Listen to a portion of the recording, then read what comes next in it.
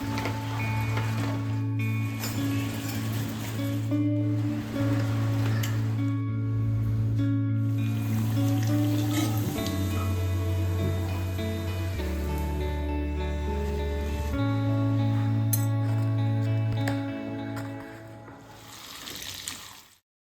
Guys, welcome to my first vlog. ആദ്യം തന്നെ ഒരു ഡിസ്ക്ലെയിമർ പറഞ്ഞോട്ടെ.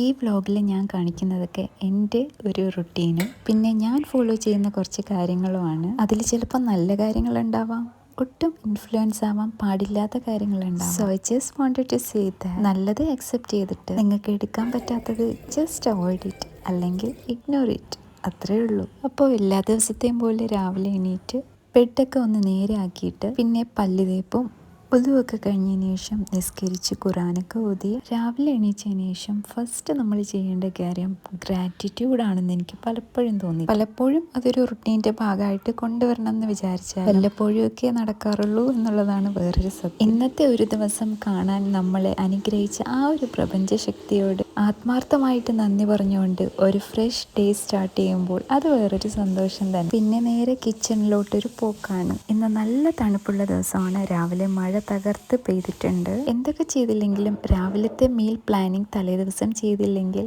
എനിക്ക് പിന്നെ അന്നത്തെ ദിവസം ഒരു സുഖം ഉണ്ടാവില്ല. സോ ഇന്ന് രാവിലത്തെ ബ്രേക്ക്ഫാസ്റ്റ് പുട്ടും കടലക്കറിയുമാണ്. തലേദിവസത്തെ കടലക്കറി ഫ്രിഡ്ജിൽ ഇരിപ്പുണ്ട്, അതൊന്ന് ചൂടാക്കിയാൽ മതി. പുട്ടിൻ്റെ മാവും നനച്ച് വെച്ചിട്ടുള്ളത് കൊണ്ട് വളരെ ഈസിയാണ്. രാവിലെ എണീറ്റ് ചായ കുടിക്കുക എന്നുള്ളത് മസ്റ്റായിട്ടുള്ളൊരു കാര്യമാണ്. ഇന്ന് പാല് കഴിഞ്ഞു പോയി, നല്ല മഴയും ഉണ്ട്. അത്ര ഇഷ്ടമല്ലെങ്കിലും I thought of making plain tea. മനസ്സില്ലാ മനസ്സോടെ ആണെങ്കിലും ഏറെ വഴിയില്ലല്ലോ, ഇന്ന് കട്ടൻ ചായ തന്നെ കുടിക്കാമെന്ന് വിചാരിച്ചു.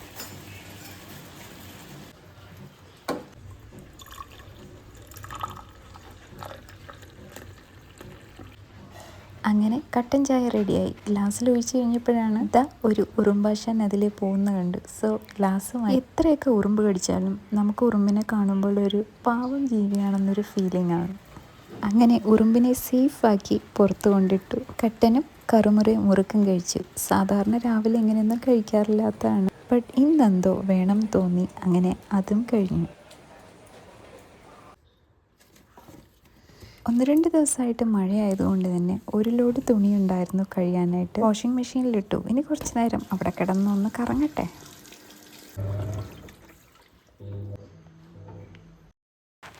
സമയം ഒരു 11-11:30 അപ്പോഴാണ് ഒരു കാര്യം ഓർത്തത്. കുറേ ദിവസം മുന്നേ ആമസോണിൽ നിന്ന് കോണ്ടാക്ട് പേപ്പർ മേടിച്ചിട്ടുണ്ടായിരുന്നേ. നമ്മുടെ ഈ പഴയ ഡൈനിങ് ടേബിളിലെ ഈ മൈക്കൊക്കെ ഒന്ന് പോയിട്ടുണ്ടായിരുന്നു. സോ അതിനെയൊക്കെ ഒന്ന് മേക്ക് ഓവർ ചെയ്ത് സുന്ദര കുട്ടപ്പനാക്കാമെന്ന് വിചാരിച്ചു.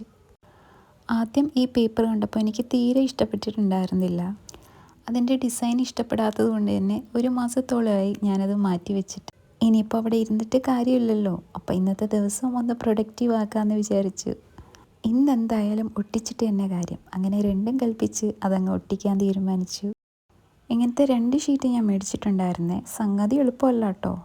ഇത് ഒട്ടിക്കാൻ ഏകദേശം ഒരു 2-2.5 മണിക്കൂർ ഞാൻ എടുത്തിട്ടുണ്ടായിരുന്നു. എനിക്കാണെങ്കിൽ എല്ലാ കാര്യത്തിലും ഇല്ല, ചില കാര്യങ്ങളിൽ ഭയങ്കര ഒരു പെർഫെക്ഷനിസം വേണം.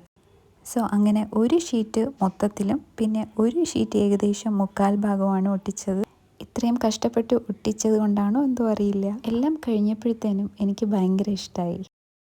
അപ്പോഴേക്കും ഒരു ഉച്ചര 1:30 ഫ്രിഡ്ജിൽ ഫ്രൈ ചെയ്യാനായിട്ടുള്ള ചിക്കൻ ഉണ്ടായിരുന്നു. സോ അതെടുത്തൊന്ന് ഫ്രൈ ചെയ്തു. എനിക്കാണെങ്കിൽ നേരത്തെ നമ്മൾ എല്ലാം മസാലയൊക്കെ തേച്ച് ഫ്രിഡ്ജിൽ വെച്ചിട്ട് അത് ചെയ്യുമ്പോൾ ഒരു പ്രത്യേക സന്തോഷമാണ്. അപ്പോൾ അങ്ങനെ ചെയ്യുമ്പോൾ കുറച്ചുകൂടെ സ്ട്രെസ് ഫ്രീ ആയിട്ട് കാര്യങ്ങൾ ചെയ്യാമെന്ന് തോന്നിയിട്ടുണ്ട്. ബട്ട് അറ്റ് ദ സെയിം നമ്മൾ ചിക്കൻ മേടിച്ച് അന്ന് തന്നെ ക്ലീൻ ചെയ്ത് മസാലയൊക്കെ തേച്ച് ഫ്രൈ ചെയ്ത് കഴിയുമ്പോഴത്തേനും ഭയങ്കര ഒരു സ്ട്രെസ്സായിട്ട് ഫീൽ ചെയ്യാറുണ്ട്. ഇന്നിനിപ്പോൾ ചിക്കൻ ഫ്രൈ മാത്രമേ ഉണ്ടാക്കിയുള്ളൂ. നെയ്ച്ചോറും കറിയും കടയിൽ നിന്ന് മേടിച്ചു. അതിൻ്റെ കൂടെ ഗ്രേവിയും സാലഡും ഉണ്ടായിരുന്നു. പിന്നെ നമ്മുടെ ചിക്കൻ ഫ്രൈ. നമ്മൾ 2 നെയ്ച്ചോറ് വാങ്ങി ഷെയർ ചെയ്ത് 4 പേരായിട്ട് കഴിച്ച്. എനിക്കില്ലേ ഈ ബിരിയാണിയെക്കാളും വളരെ പ്ലെയിൻ ആയിട്ടുള്ള നെയ്ച്ചോറ് പോലത്തെ കാര്യങ്ങളാണ് ഇഷ്ടം. പിന്നെ വല്ലോൻ്റെയും പ്ലേറ്റിലെ ചിക്കൻ പീസ് കൈയിട്ട് വരുമ്പോൾ അതും ഒരു പ്രത്യേക സന്തോഷം. അങ്ങനെ ഫുഡൊക്കെ കഴിച്ച് വന്നപ്പോഴത്തേനും ചെറുതായിട്ടൊന്ന് മയങ്ങിപ്പോയി. സാധാരണ ഈ ഉച്ചമയക്കം പതിവില്ലാത്തതാണ്. അങ്ങനെ മയക്കത്തിൽ നിന്ന് എണീറ്റപ്പോഴേക്കും സമയം ഒരു 6 മണി.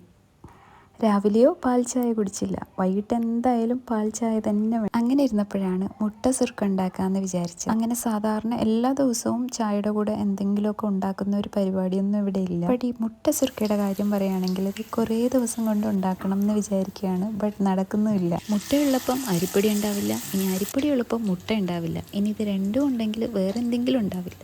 പിന്നെ ഒരു കാര്യം, നമ്മുടെ വീട്ടിലെ ഉണ്ണിയപ്പം ഉണ്ടാക്കുന്ന ആ ചട്ടിയില്ലേ, ഇത് കുറേ ദിവസം കൊണ്ട് ഇവിടെ കാണാനില്ല. അതും ഒരു റീസൺ ആട്ടോ മുട്ട സുർക്ക ഉണ്ടാക്കാത്തത്. അങ്ങനെ ഇന്നത്തെ മുട്ട സുർക്ക ഫ്രൈ പാനിൽ ഉണ്ടാക്കി. അങ്ങനെ കുറച്ച് നീട്ടിപ്പരത്തി 4 എണ്ണം ഉണ്ടാക്കി. ഒരെണ്ണം ഫ്രൈ ചെയ്തുകൊണ്ടിരുന്നപ്പോൾ തന്നെ കാലിയായി. 2 എണ്ണം നന്നായിട്ട് മൊരിച്ചും ഒരെണ്ണം മൊരിയാതെയും എടുത്തു. മൊരിയാത്തത് വാപ്പയ്ക്ക് വേണ്ടിയിട്ടുള്ളതാണ്. അങ്ങനെ മുട്ട സുർക്കയും ചായയുടെയും ഒക്കെ കഴിഞ്ഞപ്പോഴത്തേനും സമയം ഒരു 6-6:45. മഴയാണെങ്കിൽ തോർന്നിട്ടുമില്ല. പിന്നെ മഗ്‌രിബ് നിസ്കാരവും ബാക്കി കാര്യങ്ങളൊക്കെ കഴിഞ്ഞതിന് ശേഷം 2-3 ദിവസം മുമ്പ് മേടിച്ച ഈ സാധനങ്ങളൊക്കെ ഒന്ന് എടുത്തു വെക്കാമെന്ന് വിചാരിച്ചു. കിച്ചണിൽ വേണ്ടിയിട്ടുള്ള കുറച്ച് ഓർഗനൈസേഴ്സും പിന്നെ ഈ പാസ്റ്റൽ കളറിലുള്ള ബ്രഷും സ്പാറ്റുലയും പിന്നെ 3-4 പ്ലാസ്റ്റിക് ജാറുമാണ് കേട്ടോ ഉണ്ടായിരുന്നത്. ഉമ്മയ്ക്ക് ഇവിടെ ഗ്ലാസ് ജാറ് പറ്റില്ല, പ്ലാസ്റ്റിക് ജാർ തന്നെ വേണം. കയ്യിൽ നിന്ന് എപ്പോഴും പൊട്ടിപ്പോകുന്നതുകൊണ്ട് തന്നെ പ്ലാസ്റ്റിക് ജാറാണ് ഇപ്പോൾ സുഖം തോന്നുന്നു. അപ്പോൾ ഇതൊക്കെ അൺബോക്സ് ചെയ്തെടുത്ത് ഇതിലെ സ്റ്റിക്കറൊക്കെ കളഞ്ഞ് കഴുകി വൃത്തിയാക്കി അതിൽ മസാലപ്പൊടികളൊക്കെ ഇട്ട് വെച്ചു.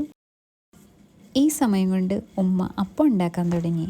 കറി പിന്നെ നേരത്തെ ഉണ്ടായിരുന്നതുകൊണ്ട് അതും ചൂടാക്കിയെടുത്തു. ഉമ്മയാണെങ്കിൽ ഇവിടെ സിലിക്കോൺ സ്പാറ്റിൽ ഉപയോഗിച്ച് വശമില്ലാത്തതുകൊണ്ട് ഒരു ഗുസ്തി പിടുത്തമാണ്.